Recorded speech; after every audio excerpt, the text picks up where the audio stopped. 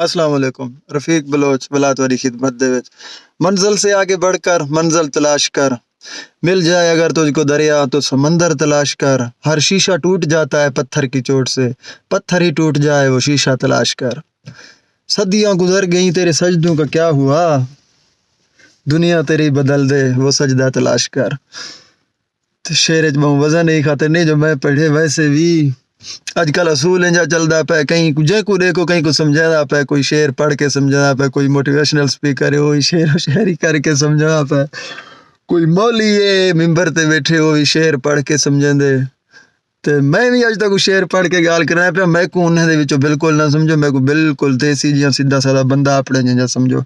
मैं जो ये शेर पढ़े इहदे नाल वाला थोड़ा जो तो कोई अगो गाल दसे ना वो ये है कि खास कर अपने करीबी रिश्तेदारें दे मुतल्लिक सोशल मीडिया को इस्तेमाल करेंदे हुए 100% सच्ची गाल है असां अपने रिश्तेदारें दी अपने करीब तरीन दे जान वालें दी तनकीद दे ज़ादे च हुंदे गाल कोई शक कोई नहीं। कोई इंजा नहीं बंदा जरा सोशल मीडिया इस्तेमाल करेंदा पिया होवे और अपने रिश्तेदारें दे तनकीद दी ज़ादे च ना होवे। कोई आखे चा मैं कह नमी तो पिछे उमरें दा कूड़ पे, मन्नो न मन्नो पत्थरें च अपना सिर भन्नो ये हकीकत है।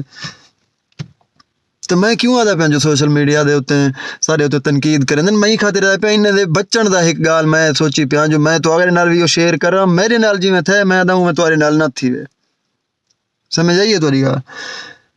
तो इन्हें दा इलाज सिर्फ एक सीधा सादा है क्योंकि सोशल मीडिया दे कई प्लेटफॉर्म तो कोई फॉलो करें देन सब्सक्राइब करें देन तो को नोटिफिकेशन मिल दे, चाहे फेसबुक होवे टिकटॉक होवे यूट्यूब होवे इंस्टाग्राम होवे जिथा ही होवे नोटिफिकेशन तो देंदे एप्लीकेशन के यार फिलाने बंदे तो को फॉलो कीते, फिलाने बंदे तो को लाइक कीते, फिलाने बंदे तो कमेंट कीते, फिलाने बंदे तो वीडियो को शेयर कीते, कई किस्म की एक्टिविटी कीती तो को नोटिफिकेशन हो देसी प्लेटफॉर्म सोशल मीडिया दा जेरा भी होवे। तो इन्हें दे बच्चन दा हाल हिक्को एगो दा जेरे वेले लेगो तो को फॉलो कीते ने या सब्सक्राइब कीते ने उही टाइम इन्हें को ब्लॉक कर छोड़ो, बिल्कुल ब्लॉक। और नेक्स्ट टाइम तोरी वीडियो उन्हें तक ना वंजे रिक्वेस्ट कर छोड़ो सोशल मीडिया दे प्लेटफॉर्म को ना देख सन ना गाल करे सन। इन्हें कने ये जरी अल्लाह दी मखलूक है खास कर रिश्तेदार और जलन सड़न वाले रिश्तेदार इन्हें दा इलाज ही हुए बच्चन दा।